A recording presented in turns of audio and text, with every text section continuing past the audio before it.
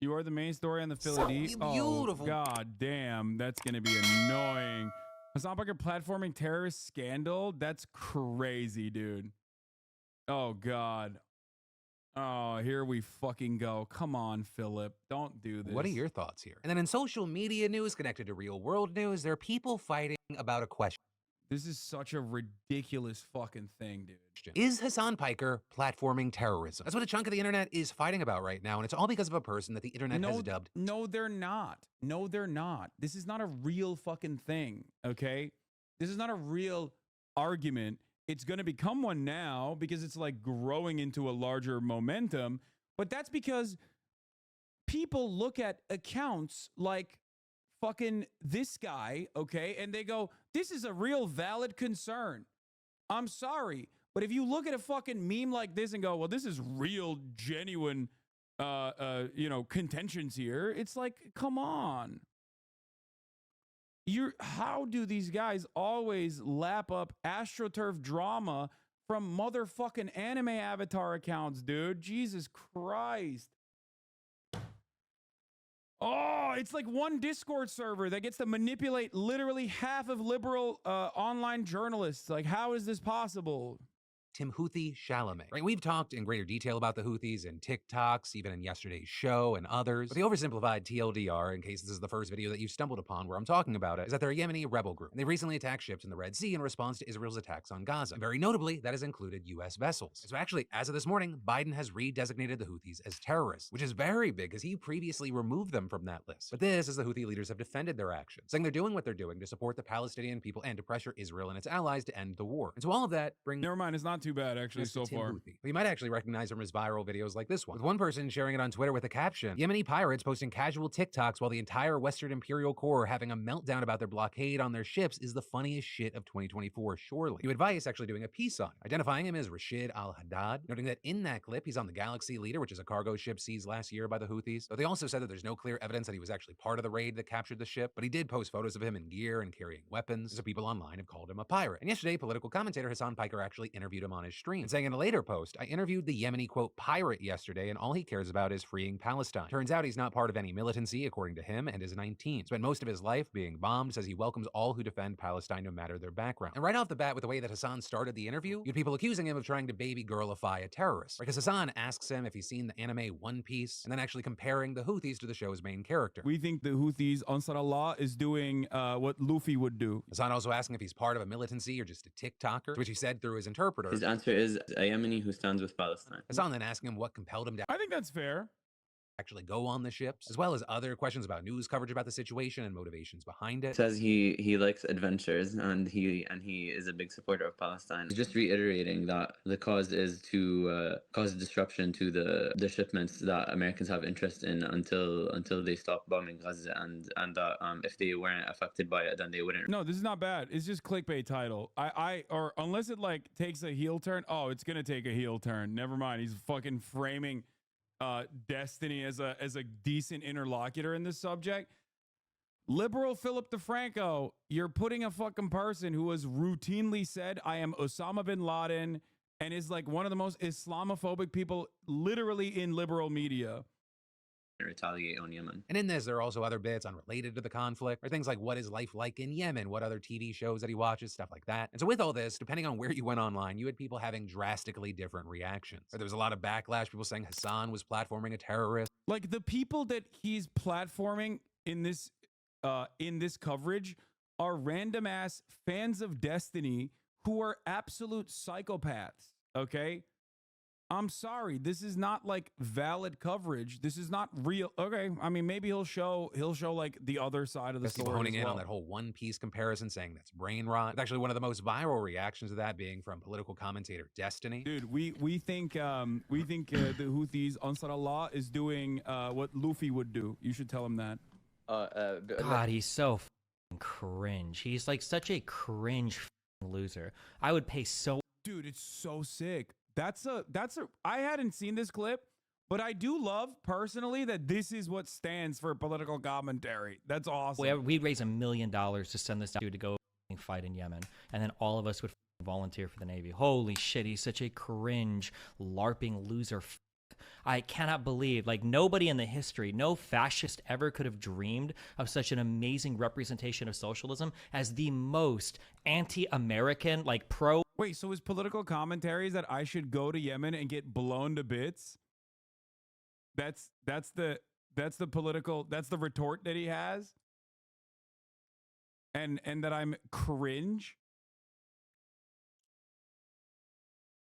Like, my take on the One Piece comparison is, one, partially a joke, but two, to, you know, try to open up more conversation so he doesn't immediately assume that this is a hostile audience. If you guys noticed in that interview, I also asked if he had any affiliations. Okay? How dare you relate to people through shared interests? Exactly. Great take, man. Thank you. Thank you for your political commentary on this matter. I'm cringe, and I should get blown to bits, and you should join the Navy with your fucking loser 38-year-old IT specialist brigade of cyber stalkers. I love his commentary being, I hope American empire kills you. And Philipp DeFranco's like, well, I think these things are valid. Islamic terrorist, Turkish immigrant loser that is like cheering on attacks An Islamic terrorist Turkish immigrant loser on merchant ships as this multi-millionaire guy living in West Hollywood. Well, on the other side of this, you had people defending Hasan, saying that Hasan is actually doing the public an enormous service by speaking to a regular Yemeni guy with regular hopes, dreams, and hobbies, and asking, where were you? I like that the people defending me are being like, hey man, it's normal to humanize a regular 19-year-old that's like grown up being blown to bits. And then the people who are attacking me are like, hey, this Islamic supremacist Muslim terrorist loser should go to Yemen and get blown to bits by the Navy. I can't wait for all of us to go and join the Navy so we can kill him. That's good. That's good. Like, I love the liberal framework here. It's like one side is like, oh, you interviewed someone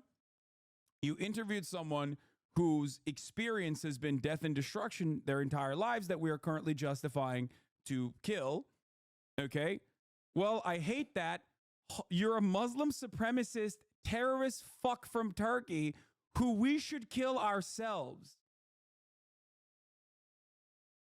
Will there be a punishment for these racist remarks? Of course not, because people think that that is scathing commentary. They think that that is insightful, because a lot of people can lean on pre-existing structural forms of oppression, like Islamophobia. That is precisely the reason why, and I will show you. There is I believe it was a Wall Street Journal article that featured the Biden administration's opinions on what should happen in Gaza. Okay? Let me see if I can find it. I wonder if he deleted it or not, but we'll see. John Podhoretz,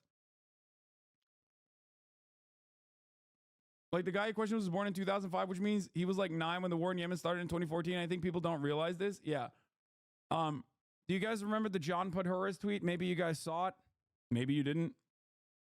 Let me see if I can find it. I don't know if he deleted it or not.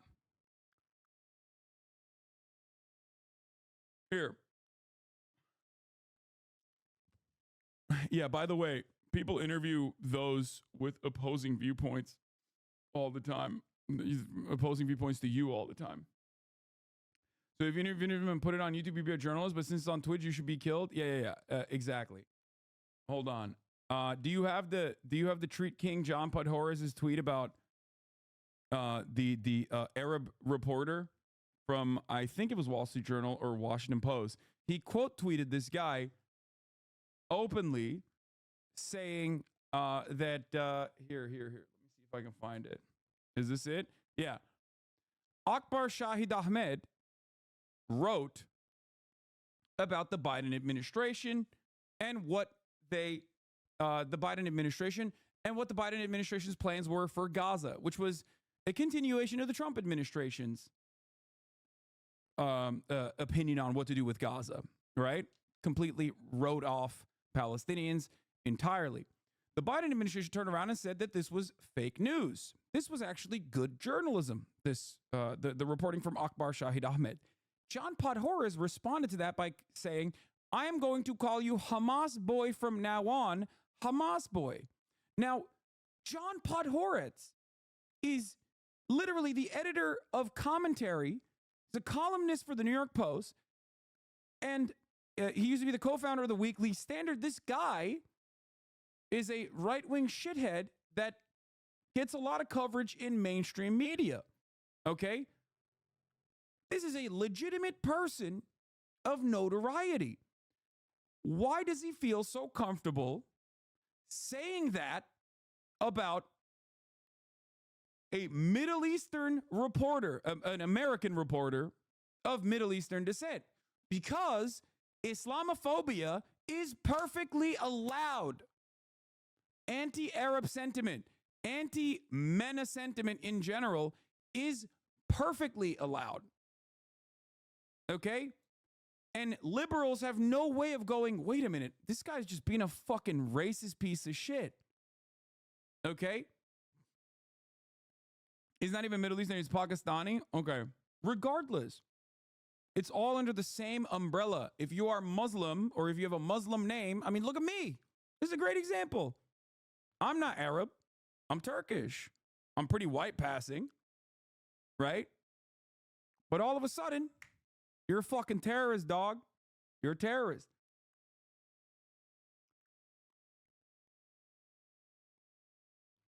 I have a feeling that Podhoretz might be describing a Pakistani writer as Hamas boy for reasons other than his actual writing. It's pretty amazing how just blatantly Islamophobic these men can be, says Elad Neharai.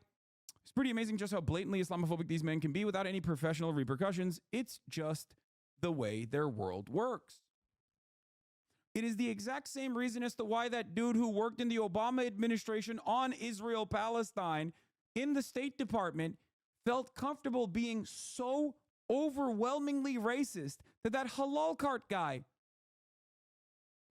Because that's normal. He's like, what do you mean? I do this all the time. Like, what? Of course I'm going to be fucking profoundly racist to this dude.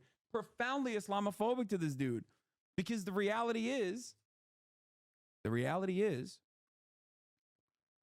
that this is a decent substitute for genuine political commentary and genuine retorts.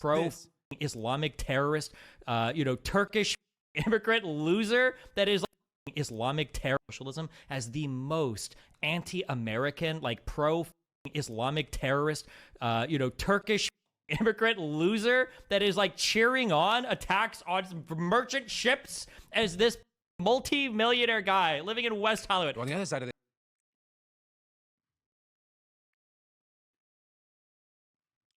Great commentary.